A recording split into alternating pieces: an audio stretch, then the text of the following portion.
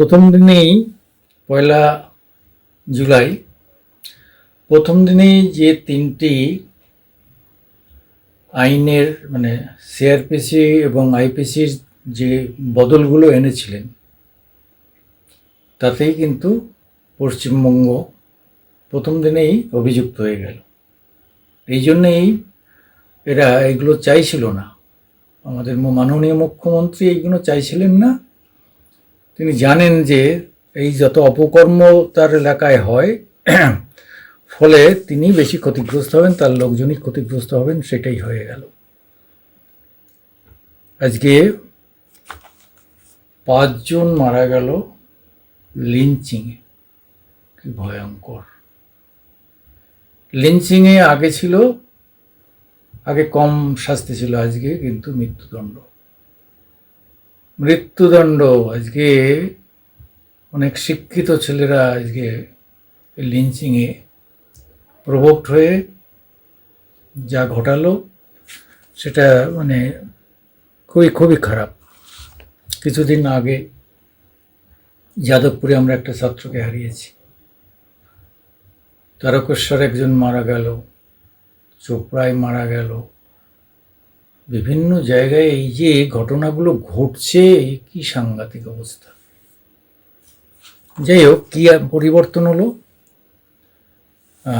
ভারতীয় ন্যায় সংহিতা নাম হলো।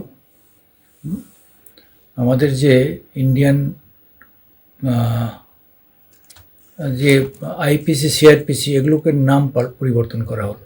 তিনটের নাম, আইপিসির নাম করা হলো ভারতীয় ন্যায় সংহিতা, আর সিআরপিসি হচ্ছে নাগরিক সুরক্ষা সংহিতা, আর এভিডেন্স অ্যাক্ট, যেটা সাক্ষী শপথ নিতে হয়, যেটাই তাকে বলা হলো ভারতীয় সাক্ষ্য অধিনিয়ম। বাংলা হয়ে গেছে এগুলো এখন।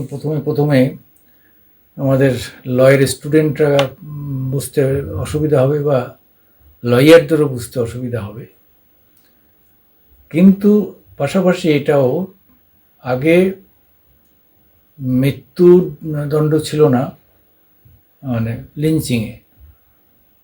লিঞ্চিংকে 304-এ করা হতো, যে এটা হচ্ছে কালপেবল হোমিসাইড, খুব প্ল্যানিং করে খুন করার জন্য করেনি, এবার মারতে মারতে মরে গেছে, এইটা করা হতো, পাশ কাটিয়ে যাওয়া হতো। আজকে আর পাশ কাটানো যাবে না। আজকে একদম মৃত্যুদণ্ড, যাবজ্জীবন অথবা মৃত্যুদণ্ড। আর এর মধ্যেই পাঁচটা মৃত্যু ঘটেছে লিঞ্চিংয়ে, অর্থাৎ পিটিএমআর।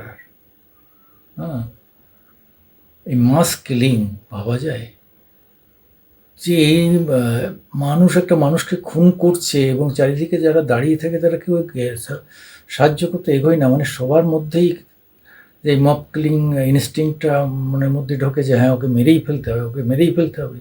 আমরা মানুষ, তো পশু, কুকুর বিড়াল, তারাও মারপিট করলে অন্তত মরার মতো জায়গায় নিয়ে যায় না, একটা সময় যে ছেড়ে দেয়। একমাত্র বাঘ আর সিংহ, এরা যখন করে তখন মৃত্যু পর্যন্ত চলে যায়। তো এই যে অবস্থা আজকের, সেইটাকে নিয়ে খুব বেকায়দায় পড়ে গেছেন আমাদের রাজ্যের মুখ্যমন্ত্রী, যে তিনি তিনি তো কেন্দ্র যা করবে, মোদী সরকার যা করবে উনি তার বিরোধিতা করবেন, নাহলে এখানে মুসলিম ভোট তার পক্ষে থাকবে না, ফলে তিনি এর বিরোধিতা করেছিলেন। এইবার প্রথমে তার উপরে যে আজকে সেই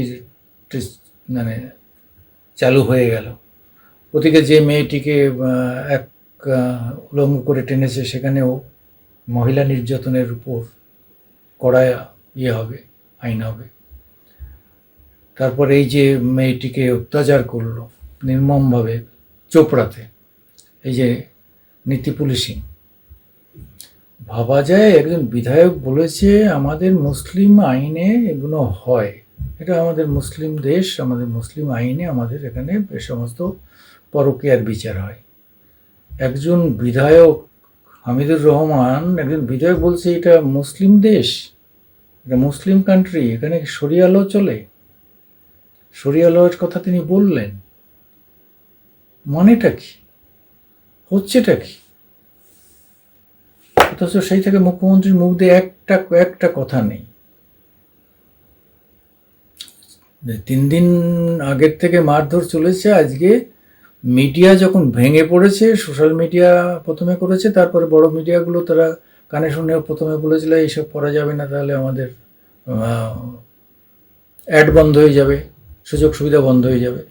লাস্টে যখন সোশ্যাল মিডিয়া একদম ছয়লাপ করে দিয়েছে, তখন মেন মিডিয়াগুলোকে সামনে আসতে হয়েছে। এখন তারা এমন ভাব দেখাচ্ছে যে তারাই যেন এই ঘটনাটা প্রথম ব্রেক করলো। আসলে ঘটনা কিন্তু 3 দিন আগে, সবাই দেখাচ্ছে আজকে যেন ঘটনা, তা নয়। যাই হোক, কিন্তু আইনের ধরা পড়লো, আজকে অ্যারেস্ট হলো, এই আইন কিন্তু এই রিভাইজড আইনে, অর্থাৎ সেই নরেন্দ্র মোদীর রিভাইজড আইনেই কিন্তু এদের বিচার হবে। খুব সাবধান, পিঠের চামড়া থাকবে না রে ভাই, পিঠের চামড়া উঠে যাবে। এবং কতদিন জেলে থাকতে হবে, এবং দ্রুত বিচার করতে হবে। চার্জশিট দিয়ে দ্রুত বিচার করতে হবে, মানে কোনো 1 বছরের মধ্যে, ব্যাস 1 বছরের মধ্যে এফআইআর, চার্জশিট, বিচার শেষ করে যদি খালাস পায় খালাস হবে, যদি জেলে যায় জেলে যাবে। খুব বেকায়দায় পড়ে গেছে। এখন যেই ক্রাইম করবে ভাই, পরিষ্কার বলে দিচ্ছি, সাবধান। এবার ক্রাইম করলে কিন্তু ওই আগের মতো 20 বছর পরে বিচার হবে, ততক্ষণ কে কোথায় আছে কেউ জানবে না, সেদিন চলে গেছে। এখানে একবার মানে কোনো এক ক্রিমিনাল, আমরা লিগাল নিউজ করতে করতে এক ক্রিমিনালের সঙ্গে দেখালো, সে 53টা মার্ডার করেছে। তো সে বললো, আরে তুই মার্ডার করছিস এইভাবে, তো ফাঁসি হবে? বলে, একটা মারলেও ফাঁসি হবে, কিসের মূল্য ফাঁসি হবে? আর ফাঁসি কী হবে, তোমার মামলা তো 20 বছর পরে উঠবে, ততক্ষণ কোথায় থাকবো আর কোথায় যাব কে জানে। মামলা তো আর এই হয়তো জামিন নিতে একটু কষ্ট হবে, পয়সা ব্যয় হবে, ওর সব আমাদের উকিল ধরা আছে, সব লাইন করা আছে, তাড়াতাড়ি বেল পেয়ে যাব। আপনার মানে অঞ্চলটার নাম বলতে পারি, বাসন্তীর একটা অঞ্চলের এই ঘটনা, বাসন্তী থানা, দক্ষিণ 24 পরগনার। তা মানে কি বলবো, যে একটি মেয়েকে ধরেছে, তাকে ধর্ষণ করেছে, ধর্ষণ করে সেই জায়গায় যে মাটির উপর ধর্ষণ করেছে সেখানেই কবর করে তাকে সেখানেই আবার ওই জ্যান্ত কবর দিয়ে দিয়েছে। কি ভয়ঙ্কর, কি ভয়ঙ্কর তার নাম, তার এই ধরনের ঘটনা। যাই হোক, আজকে কিন্তু সবাই সাবধান। আর সেই দিন নেই যে 20 বছর পরে যে মার্ডার করবো, আজকে 20 বছর পরে যে বিচার হবে, তখন সাক্ষী সবুত সব হয় মরে যাবে, হেজে যাবে, নাহলে ভুলে যাবে, ফলে কিছুই হবে না।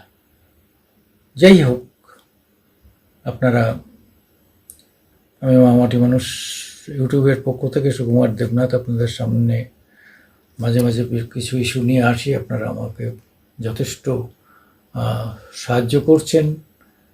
অনেকগুলো সাবস্ক্রাইবার অনেক দ্রুত হয়ে গেছে, আপনারা আমাদের একটু সাবস্ক্রাইব করে দেবেন, লাইক দেবেন।